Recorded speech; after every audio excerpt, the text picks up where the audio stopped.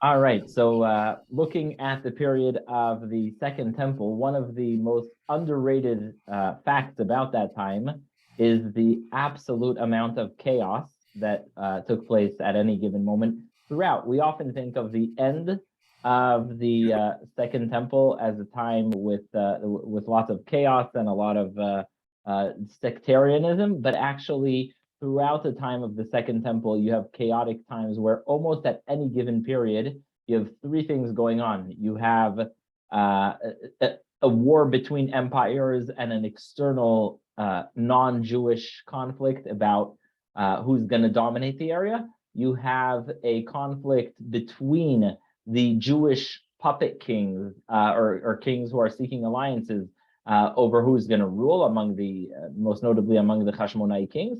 And then within the Jewish people, there's this almost like a pressure cooker, and not even almost, it's more than a pressure cooker, where there are these extreme ideological and sectarian debates, whether it's Prussian, Tzdukim, Shomronim, Isiim, Sikariim, we're going to see some of these, but it's just an amount of, everything is like threatening to explode at any given moment. So it's important to note that in this pressure, you also have a extraordinary passion and ideology and idealistic differences, and it's a very messianic environment, very, very messianic. And so that brings us to the scriptures and the Dead Sea Scrolls. Let's dive right into it. All right, so first of all, you can get, if you go on the Dead Sea Scrolls, you can literally zoom in. We're going to go into some, but you can zoom into almost any scroll. These are extraordinary. This is 2,000 years old. Some of them are actually older than 2,000 years old. Some of them go back to the 2nd and even 3rd century BCE. Does anyone recognize, by the way, I'll be doing some of these. Does anyone recognize any of the words or the psukim that are on this piece found in the Dead Sea Scrolls? No, because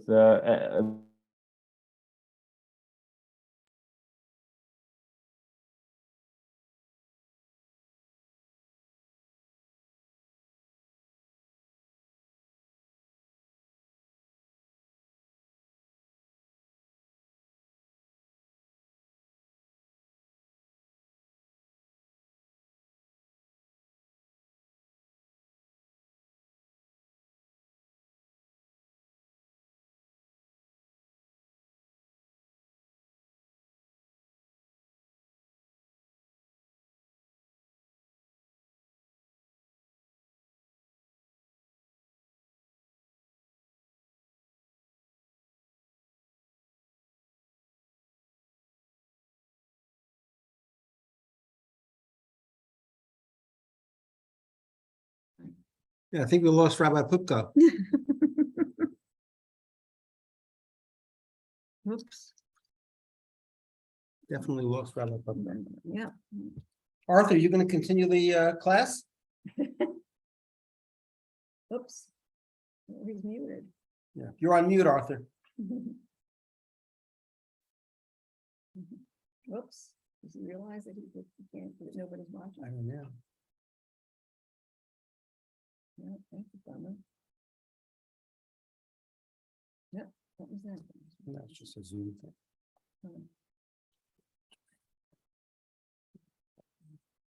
Cell phone number? No, We know. Just fine. why am I looking at his name? Are you there? Oh, Oh, there he here we is. go again. What? We lost you. We lost you for a minute. Okay. No, that was upside down. No. Yes, he's doing something. I think we lost the rabbi. He's there. No, he's back. We've got him, but he's muted. Rabbi Poupko, Oh, you're muted. yeah, There we hi. go. Sorry, for some reason my computer internet went down, but I'm back on my phone. If that's okay, can everyone hear me, see me? Yeah. Yes. All right, so I'm also going to make sure to bring it up on my screen in half a second. So I'll continue talking while I'm bringing it up. But basically, what you have is in this time, you have an extraordinary amount of sectarianism, and really people torn ideologically, but also a huge amount of idealism. We know that the birth of Christianity is very much connected to this time, and and that's very much part of this environment of extremism and everything that's going on. All right, so let me just put something up here. 1 second. That author again. 1 second. Let me see if I can put it up from my phone. Righty. Sorry about that.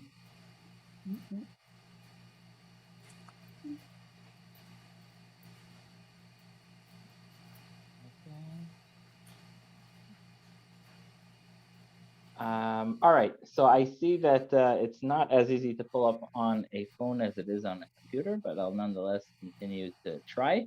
But basically, I'm gonna share with you what I see, and if ultimately I need to, I'll send you the slideshow. I will. So basically, what you have is a fascinating situation wherein. Does anyone know how the scrolls were discovered? How the Dead Sea Scrolls were discovered? It has a very amusing side to it. Anyone know? I think it seems like we do have someone here. Yeah? Yes. How was it? Arab children, was it? Was it Arab shepherds or children? Yeah. Yeah, it's fascinating because it was in 1946, right? And an Arab shepherd was walking in the area, and one of his sheep fell down into one of these caves, and he throws a rock. Now, what happens when you throw a rock into a cave? You'll usually hear the back sound, right? You'll hear the sound of it bouncing against sand or against, and he hears a sharp voice, like a sharp sound, like you would be playing a drum or something, because it bounces on a clay piece of pottery. So he goes into the cave, and sure enough, he finds these manuscripts. Now, originally, people didn't believe him. It's interesting. The original copy actually sold of the Dead Sea Scrolls, which, by the way, now would be worth in hundreds of millions, was sold for the value of today's $350. So it was, people didn't really believe him. But yeah, this was in 1946. No one really. He first took it to his uncle. He took it to his friends. Eventually, he took it to a antiques dealer in Beit Lechem.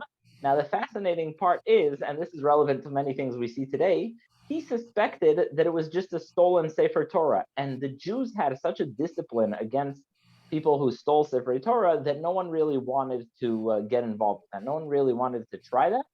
And also knowing that no synagogue would buy it from you, right? So if someone comes to you today, I'm sure, this does happen. People could come to you and say, oh, would you like to buy a Torah scroll for, a quarter of the price?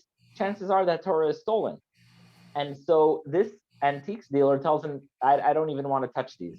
And so he goes from one person to the other. And like I said, eventually he gets about $350 for them.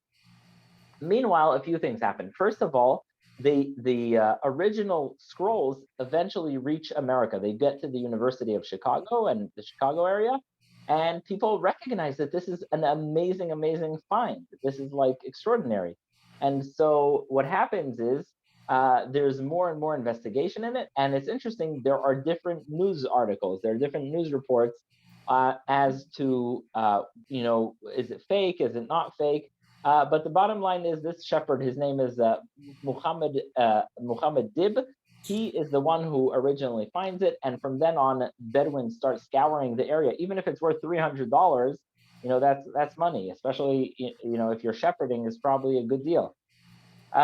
They go and they start selling it. Now, what happens in 1948? The state of Israel. And where is sorry? The War of Independence. Yeah. So, and where does the area of the Dead Sea fall? Who gets it? Who gets the Dead Sea? What? Anyone know who gets the Dead Sea? Isn't it split between Jordan and Israel? It's actually completely Jordan. Yeah. So it's completely in the territory of Jordan. And basically, what happens is that the Jews can't even investigate it now. They can't look into it. And so the Jordanians hear about this discovery. It starts making waves, and they start excavating the area together with American researchers. From there's the Rockefeller Center in East Jerusalem, and they bring some of it to there, some of it to America. Now, just take a step back for a moment and think about how astonishing that is. Scrolls that have been sitting for 2,000, 21, 2,200 years without a single person touching them. Out of 2,000 years, what are the chances that the year they will be discovered is 1 or 2 years off from the return of the Jews to Israel? If you think about it, it really is a miracle in and of itself that these scrolls that belonged to the Jewish people, to people who were so passionate about their independence, could be discovered right around the time, completely by chance, right? There could have been a shepherd in 18, there could have been a shepherd in 1850 that would have been, finding it at the time. But the fact that it was found in 1946, that in and of itself is something pretty astonishing. I'm going to go to the what happens after that. So people start investigating it more and more. You know what? Let me see if I can get it up again. Anyhow, so people try investigating it more and more. They find out that there's this entire cult called the Kumarana cult that lived in the desert in Jerusalem. Now, Robert, I know you love Jerusalem, yeah? Let's say you would be in Jerusalem in the year 50 BCE. What would prompt you to leave the city and to go live in really difficult conditions in the desert, in the Judean hills, right near the Dead Sea? What might have prompted you to do that? Being fed up with what was going on in Jerusalem in What terms of, specifically? the battles, the affinity for, things that were Roman or Greek, and simply wanting to get into, essentially becoming almost like a hermit. Exactly. So there's a few reasons you would want to leave Jerusalem. First of all, you can be fed up with the Romanization or Hellenization of Jerusalem. You can also be fed up with the Kohanim, who are really taking abusing their power. And you can also be fed up with the Hellenistic government of Herod. And there's so much to be fed up with. So these people go to the caves in Judean mountains, and they live there a very, very separate life. Now, I want to make a very important point here that most people don't know, and that is people assume that the Dead Sea Scrolls are belonging to these cults. Is that what anyone here assumed? That it belonged to the cults of these people who live these ascetic lives in the middle of nowhere? Anyone have that impression? No. Okay. So it used to be a common belief that the Dead Sea Scrolls were belonging to these cults because these cults did indeed live in the they did live in the Judean mountains. They did live in the caves, and they were very separatist cults. They had extreme rituals, but the volume of materials found actually more recently supports the position that actually a lot of the scrolls were brought from Jerusalem. Some even say these were scrolls that belonged to the temple. And so it's important to note that even though the scrolls are found in the dwelling places of people who belonged to cults that were separatists, that lived very Puritan lives, nonetheless, it was something that was much more broadly used. So here we go. 1 second. I think here, 1 second. Yeah. So that's just a noteworthy thing. All right. Next, a very important point is that the scrolls and materials that are found there do not belong to one specific time. It's not like something was destroyed and things froze in time. The people who lived and dwelled in these caves are people who spanned all the way from even 100 years prior to the destruction of the temple all the way to the Barcode Rebellion, which is more than 50 years later. So that's also a very important point about this period of time. All right, I think I may be able to get my presentation back up, which will make things much easier. 1 second. All righty. Yep, I think we're good. All right, terrific. Okay, now I'm gonna be able to get it back up. There we go. All right, I thank everyone for their patience.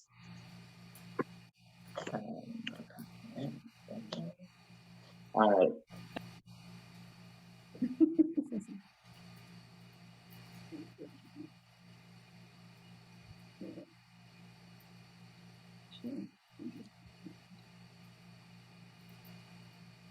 What's the name of this presentation? My background, main game.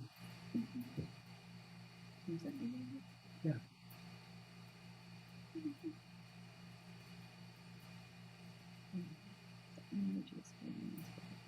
The problem is somehow he lost the full Zoom. All right, the presentation is back on. I hope everyone's going to be able to see it this time. Can you hear me? Yes. We can hear, we can hear you, don't see anything yet. All right, so here we go. So now I'll get it back up and Bezrat Hashem. All right, so I'm going to go a bit quickly and make sure I'm going to also do some, if everyone can just mute themselves for a moment so that the sound comes in clear, that would be amazing. All right, Arthur, if you're able to just for a moment mute, that would be amazing, but if not, it's okay. All right, so here we go. So this is where you have the scroll written. Then you have here the cave. You see that? I don't even know how you get into that cave. Does everyone see that cave there in the middle? It's kind of hard to get there. This is one of the caves. Here's the newspaper from 1946. Biblical scrolls, centuries old, original finder does fade out. I'm just going to read you the reporting here from the newspaper. 1946, original Hebrew scrolls dating back to the 3rd century BC and directly linking Apocrypha with other books of the Old Testament as an integral part of the Bible are being offered for private sale in New York. But the gimmick in disposal of these priceless documents is that the original finder cannot be found. Because, of course, that was a Bedouin. I'm sorry, this newspaper is from 1949. That was a Bedouin kid. Here's the shepherd who ended up coming there many times again. He was originally a kid. It's Muhammad Adib, and he is the one who originally found it in these caves. So you can see he came there again as a grown-up. All right, here is the cave with some of the most important findings. It's called Cave 4. You can see there's a bit of an entrance from the top where his sheep fell in, I would assume. And then you see the side entrance, and it's a pretty secure location and safe to hide out in. Here it is again. Look at the cave. It's there on the side of the cliff. Very, very hard to get into. All right. Now, look at the cave that you just saw. And now this is the area of the Kumarana people. They are geniuses in terms of water conservation. They are able to tilt the different streams that the very scarce rain comes in. And they are also obsessed heavily with purity and going to the mikvah, and they sometimes don't even touch one another. They're completely very, very into that whole, washing hands, but to the extent that they won't touch each other. Here's a mikvah. We have their dining room, the kitchen. It's really, you can see a tower, and most importantly, I would say, is the scribe's room, because they do a lot of writing. Now, here is another fellow named John C. Trevor. He is one of the people who really says, bingo, you guys didn't just get a little old scroll, but you guys got something extraordinarily old and valuable. Here is another person, Miller Barrows, and here's a newspaper from back then. Isaiah book manuscript is discovered. The Isaiah is the most amazing one because it is the most complete one. It is the largest and most intact one. Scholars say scrolls found in Jerusalem are earliest known, which is true, by the way. So I'm just going to read for you from this news item. from the Hartford Daily News.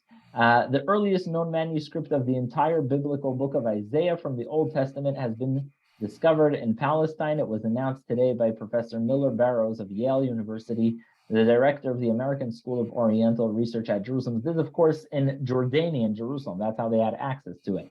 And it's all, it's all about how it really was able to survive, especially because the Dead Sea is such a dry area. Now, I'll show you soon an ad like you've never seen before, but all this didn't come without some skepticism. Biblical scroll find suspect as a hoax. Dr. Zeitlin of Dorpsey College splits with other scholars on Dead Sea discovery. So it's not taken for granted that this is not a scam. Now, it's important to note that in this area, there are some findings that go back even 1,000 years before the time of the Second Temple, and they have these very ancient findings there there were other humans, early humans that lived there. Why is this funny and kind of ironic, but also amazing thing about Israel? 1954, Israel dispatches to Chicago they're like a secret unit.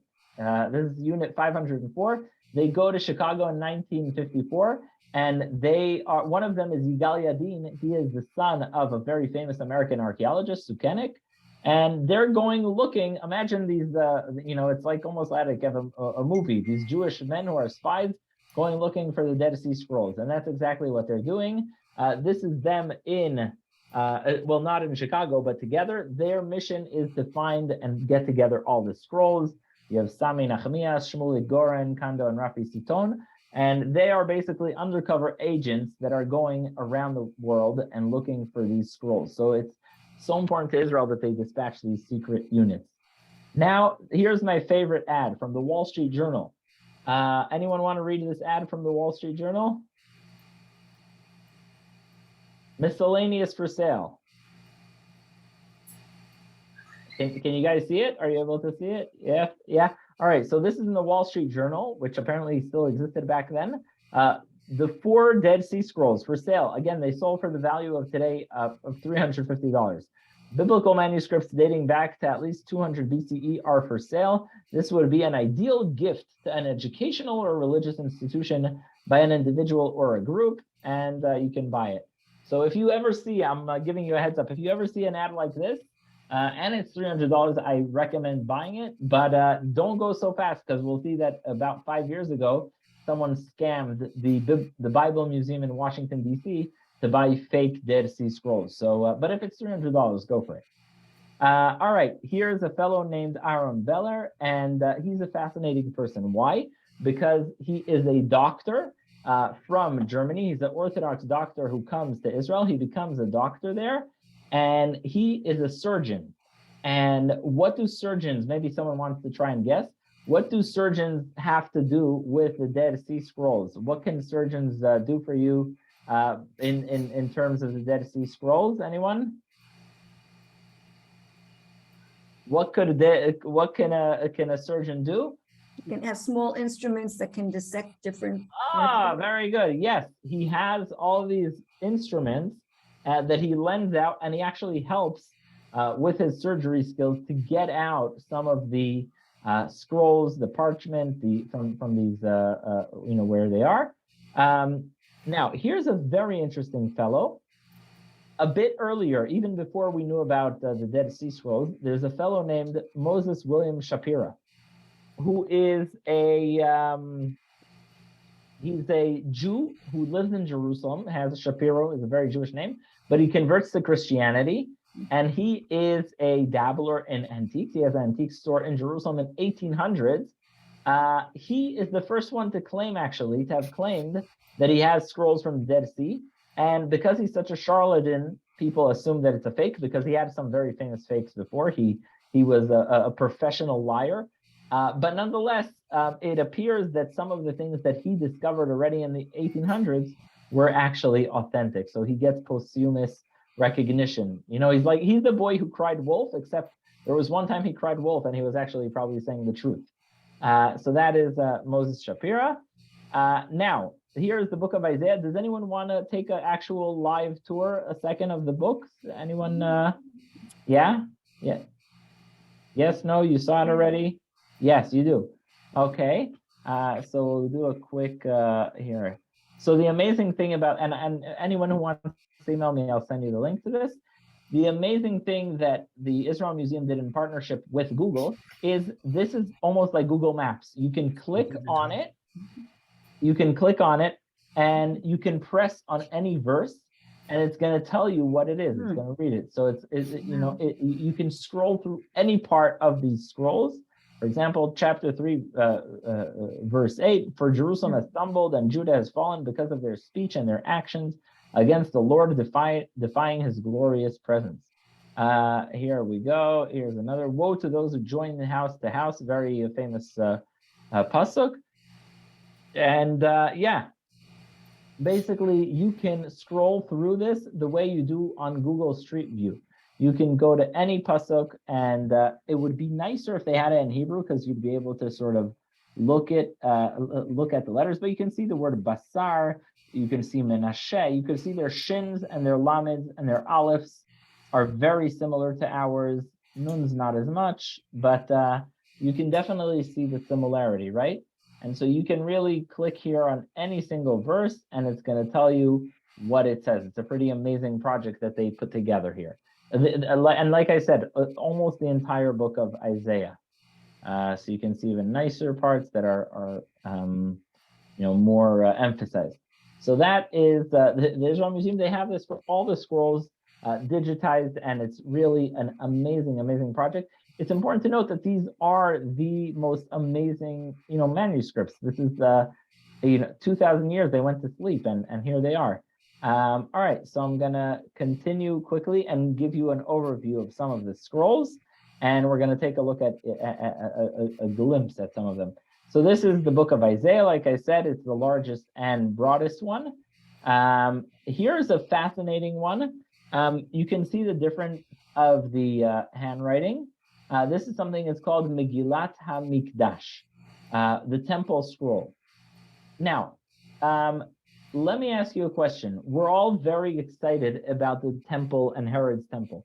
Anyone see a reason why you would not be excited about Herod's temple? Not a fan? We all have in our sukkah a picture of the Beit HaMikdash and in our classrooms, and it's an amazing thing, and we love it, and we go to the Kotel, which was part of it. Who would not be excited about that? Does anyone know who would not be excited about the Kotel or about the Beit HaMikdash, the second Beit HaMikdash? Anyone know?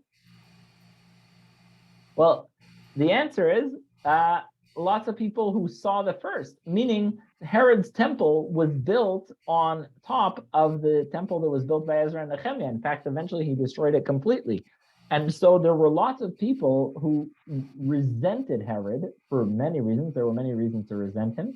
And so they wanted the original Beit HaMikdash. And so they have what's called Megillat HaMikdash, a religious, if you want to call it a mystical Megillah, that tells you how the Beit HaMikdash should look. And it's much more similar to the first temple, the temple described in Yechezkel. And it's basically a vision, a messianic vision of a temple that does not look like Herod's temple.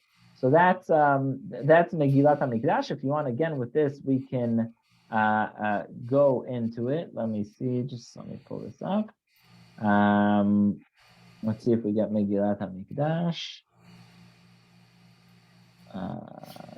Nope, wrong link. All right, but basically you can go on the site of the Israel Museum and you can see this. All right, now next, this is also part of Megillat HaMikdash, and you can see how they had to go from taking these scrunched up pieces of parchment, opening them up delicately, preserving them, and now they're, by the way, the biggest destruction to these manuscripts, does anyone know what the biggest destruction was? When did these manuscripts take the biggest hits? The biggest destruction of the Dead Sea Scrolls took place after their discovery, because they were tossed around originally carelessly, when people didn't yet recognize their extraordinary value and importance. So they were floating around, the old market, in Beit Lechem, they were in Chicago, and the biggest damage that was done to them was actually done in the cases of post-discovery, which is unfortunate. All right, here is a very interesting one. It's called Megillat HaMilchama, B'nei Ha'or B'nei HaChoshech. Now, this is not just a simple Megillah, but it actually conveys a messianic belief of what we would more refer to as Gog uMagog. And it interestingly is, obviously we don't, we as Orthodox Jews don't believe in it, but they have this belief of the world being split into good guys and bad guys, which is common, whether you watch Star Wars or what have you not. It's called Megillat the War Scroll. B'nei Ha'or B'nei HaChoshech. There's good guys, there's bad guys. And you can see, by the way, how this handwriting is a bit sharper. And basically this is about how there's going to be one day a war between the people of light and the people of darkness. And it's part of this. This is indeed something that belonged to one of those cults. This is indeed something that belonged to the people who deviated from the from the Tzedukim and the Prushim and had their own set of beliefs. You can really go through it, and it describes some messianic war between the holy ones and the unholy ones, and how God is gonna. You can see the word oyev appears often, choshech appears often. There's just a lot of milchemet oyev. There's a lot of returning to Jerusalem, and you can understand that people who have expelled themselves from Jerusalem to go and live a very ascetic life because of what was going on in Jerusalem. You can imagine that they had these visions of going back and really a war that would completely destroy the other side. All right, that is Milchemet B'nei Ha'or B'nei HaChoshech. It's just, if you don't mind, Arthur, if you're able to hit mute, I think that would make this sound better if you're able to. Amazing. If possible, that would be great. You see it? You have it? There's a... Can you get to me? You'll see at the bottom of your screen, you see there's like a microphone, a picture of a microphone. You hit mute. If not, it's okay.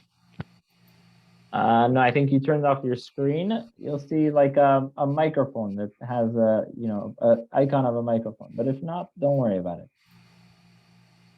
All right. So this is Milchemet B'nei Ha'or B'nei HaChoshech. This is the war of the people of light against the people of darkness. And here's an image, but I don't need to show you this image since we watched the live footage.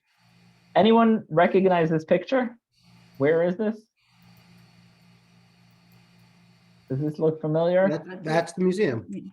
Now, I've been here more than 20 times. What did you, and it's clear that you've also been there. What do you see here, and what does it remind you of? Oh, it's supposed to be, I think it's the top of the jugs that they found. It's supposed to look like that. That's what I thought, or that it's done to cool off the the water, right on. Yeah, but what I didn't know is that you have this black wall there, and the white and the black represents the scroll of the war between the forces of light and the forces of dark. And so the part of the brilliance of the design is keeping it underground in a very dark and cool environment, but B, also having this contrast between the sons of light and the sons of darkness, which is conveyed in these Megillot that the people who were Isiyim lived in the desert and believed in. So I just thought that's, you see, I told you, I'll tell you something you didn't know. And the sons of darkness are all now in that building way in the background called the Knesset. That's the B'nei Ha'or and the B'nei HaChoshech. That's the what's going on here. So here's a bit of a closer look, and the water, I assume, is not just for fun. I assume it's for to cool things down. Very interesting thing. Usually I wouldn't mention this as a central part. There's a book there called Pesher Kavakouk. Now, why would I mention to you the fact that there's something that is just an interpretation of the book of Kavakouk? Well, the answer is, here, one second. The reason you have this book called Pesher Kavakouk is because there are commentaries there. Many commentaries. Here, Pesher Kavakouk. Now, the idea is, what you're seeing here is not just a commentary, but the fact that the people at the time, they had we have today, we have Chumash Rashi, they also had that. They wrote commentaries on the book of Kavakouk. So they have the actual text and they have their commentary. Does anyone recognize the words? Does anyone, I'm sure you can read it, some of the letters, right? If not the words, the letters, right? You see, for example, V'ha'aretz, Asher Amar Lareshet, Mishkenot. It's just absolutely amazing that you have these, scrolls that we could read 2,000 years later. It's pretty amazing, and you can just scroll through the scrolls. Now, it's interesting to note that some of these scrolls are written in Hebrew, some are written in Aramaic, some are written in the square Hebrew letters, and some are written in the Hebrew letters that are, hundreds of years older than that we recognize from archaeology from the first temple. It's just a fascinating thing to see. If you can see, by the way, that the lines, in terms of how they made the lines, are identical to the way we have in a Sefer Torah. If you look at every Sefer Torah, there are these scratched lines that are not necessarily ink, they're more of a knife, but they just tell the sofer where to make their lines. So very similar to the way we have our Sefer Torah, which is just absolutely amazing when you think about it. All right, here is a continuation. I don't know if anyone here has ever been a board member or sat on meetings that you found to be too long or tedious, but they have there what's called Sephir Hatakanot, which means, I guess that's a lot of buildings have it. If you belong to the sect, you had to follow the community rules. And as you can see, there were many of those. There were many community rules. You can see here they have through all these rules, and don't take it for granted. You won't necessarily be able to keep up your membership in this club. If you do something wrong, I can see here already the word Rasha v'Sheker. Basically, they're Puritans, and if you don't keep up with the Puritan style, then you'll be out very quickly. So that's the Takanot book. All right. Now the next thing that I wanted to show you is something called Megillat Miktzat Ma'aseh Torah. Again, there's a lot of mystical stuff, and people are really. There's a reason this is the hotbed of a lot of ideologies that picked up, such as Christianity. The whole concept of monasteries really comes from here. So a lot of this stuff became Christianity even before Christianity was Christianity. Now, what does this? I asked someone a riddle. What do the Dead Sea Scrolls have in common with Indiana Jones? Anyone know? So, according to some, Indiana Jones was inspired by this. So first of all, a fellow in 1648, a fellow named Naftali Hertz of Frankfurt, showed up with a Megillah that allegedly describes where the Kalim of the Beit HaMikdash are hidden. It's a treasure map for treasure hunters, and it is one of the only scrolls that are there that is written in copper. And it tells you where I guess the Lost Ark is, right? It tells you where the vessels of the temple are and where some of the treasures are hidden. And people have tried to follow these. People obviously have tried to go treasure hunting, but I do believe there was a guy named Professor Jones who tried to also follow this, hence Indiana Jones. But that's not something I can confirm, but I did hear such a thing. So these are Megillot HaNechoshet, and they are actually almost identical to things that the fellow Rabbi Hertz in Frankfurt brought in 1648.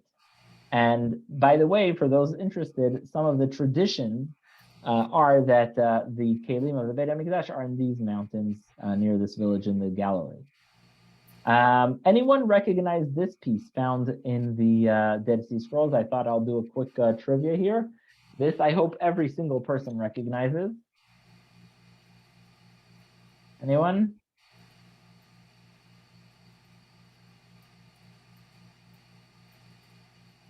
I'm sure we have someone who's able to read this. Bereshit. Yes, there should be some kind of a prize. Yes, very good. Excellent.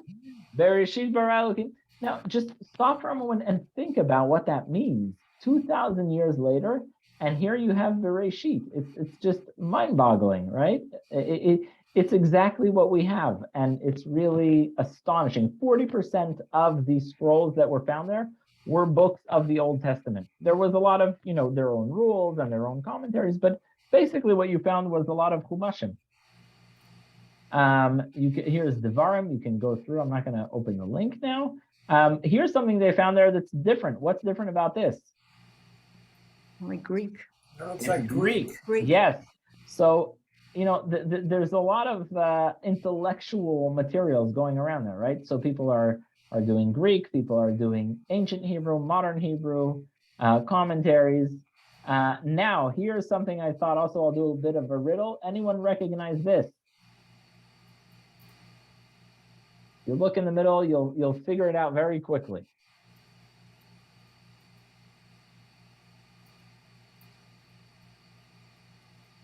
Anybody? Well, I'll start you off at this word. The first word here is shir. Oh, Shir Hamalos. Shir Hamalos. Yeah. And what's the next word? Shir. Shir Hamalos le. Shir. Shir Hamalos le David. Hine matov u'manayim shevet achim gam yachad. Kashemen atov al harosh yored al zakan kana haron sheyored al pimidosav ketal hermon sheyored al har tzion kisham tziva Hashem. Now, why is this fascinating? There's a switch. What's going on here? When they write Hashem's name, they switch to ancient Hebrew. Isn't that interesting? So, Kishama tziva Hashem et abracha ad olam, and instead of Urei vanim levanecha, they just write Shalom al Yisrael. But here's, by the way, this is very appropriate for the Jewish Center. Baruch Hashem tzuri hamlamed yadai lakrav v'etzvosai lamilchama chasdim. It's what we sing on Motzei Shabbos. So that's it's just mind-boggling to see the book of Tehillim 2,000 years old, and the way that they spelled it. They had Hashem's name in ancient Hebrew. What's this? This is not from the dentist. What's that? I'll give you a hint. There are four compartments. Oh, it must be the no. What do we have from leather that has 4 compartments? It's tefillin. So they found a pair of tefillin there. And here's something that you may have seen elsewhere. These are the coins from Barcode Rebellion. So the settlement there is there for longer than just the time of the Second Temple. This is the shoe that was found there, and now I go to a story that happened about 5 years ago. Someone brought to the Bible Museum in Washington Dead Sea Scrolls. This is an article from National Geographic not long ago, and they're all forgeries. So much as some of these ended up being big luck and real, some of them are also fake.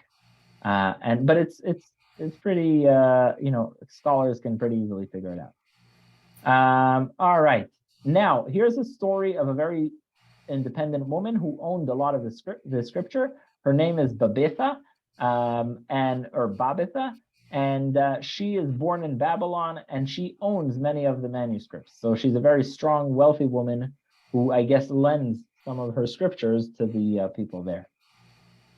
All righty, now we go to Masada. Now, I want to give people a warning. I know Masada has become a symbol and a folk's tale, but it's not as positive as you might think it is, right? You have the famous in the 1900s. There's Masada will not fall. and Israeli troops are sworn at Masada. But actually, the story of Masada is not as beautiful as you would want it to be. It's not. All right, here's a painting from the 1800s of Masada, but Masada is really discovered in the mid 1800s, late 1800s, and I did prepare a video here. I hope we'll get to it, but this is sort of a reconstruction of what it looked like. But interestingly, Masada is not a fortress of the rebels. It was actually built by King Herod. And the reason for that, and he was well grounded in his reason, is because King Herod did not rule by being popular. He ruled by force, by conflict.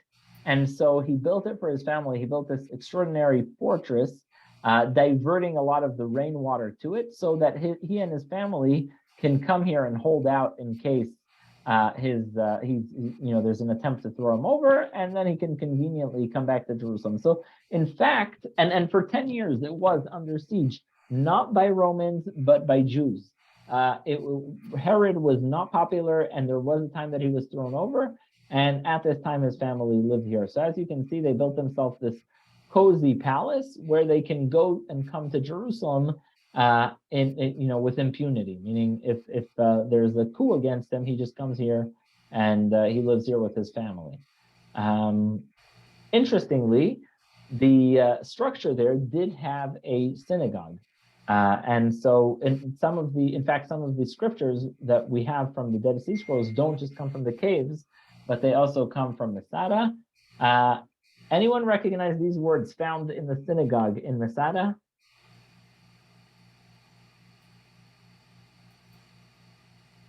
Can't see it.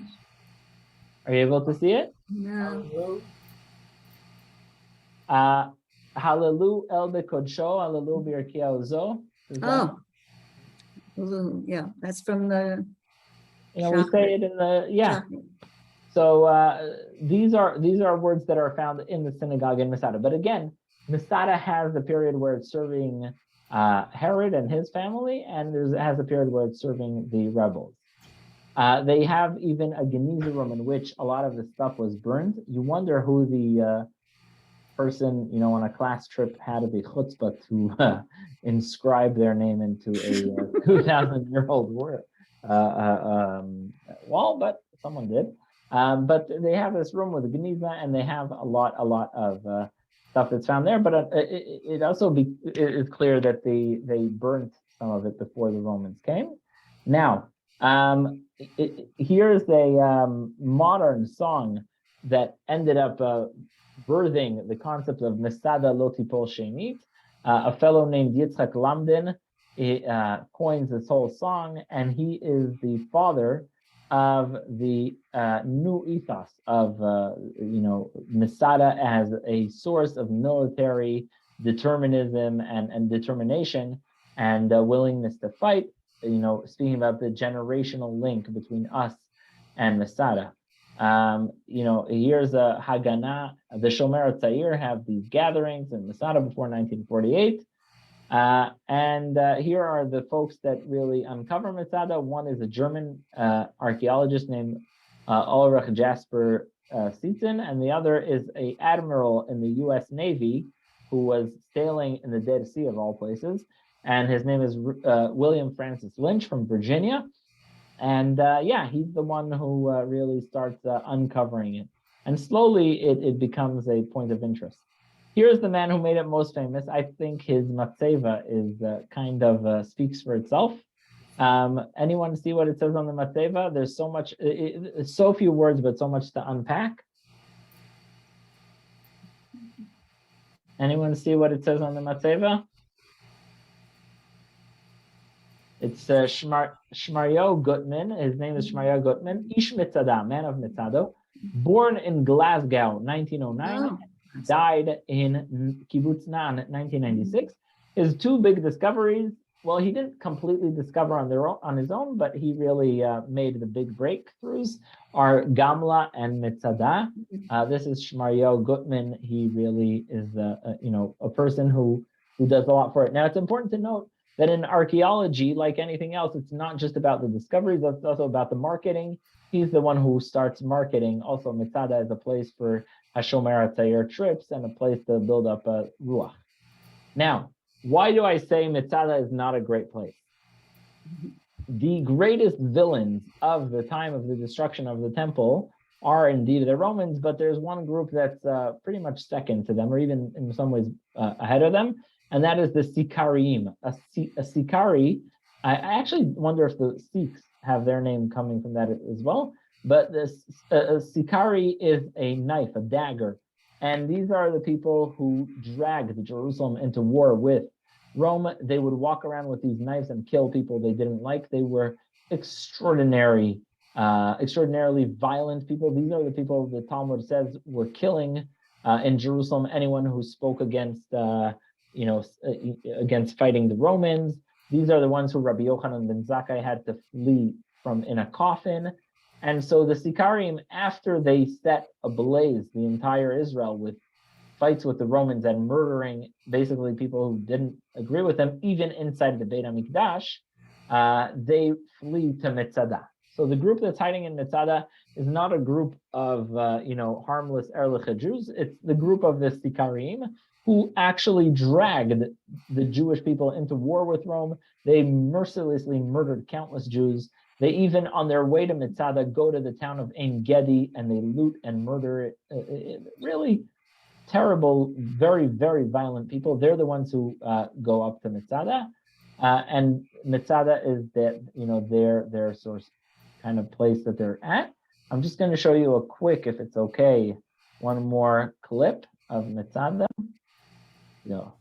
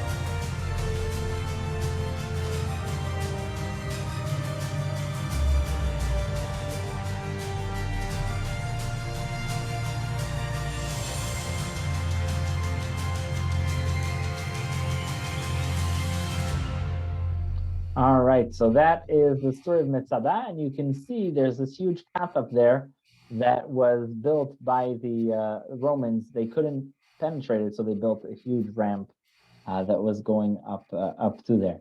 That brings us to the conclusion of the Dead Sea Scrolls, and if anyone has questions or comments, or actually last week is going to be our last lecture, so if anyone has a place before I set my mind tomorrow, the next day, that you would like to have a tour of, please do let me know. I appreciate everyone for their patience today and look forward to seeing you guys next week for our ultimate tour. And thank you. All right, wishing everyone a good night. Thank you. Thanks a lot. Thank you. Thank you very much. Thanks a lot. Thank you.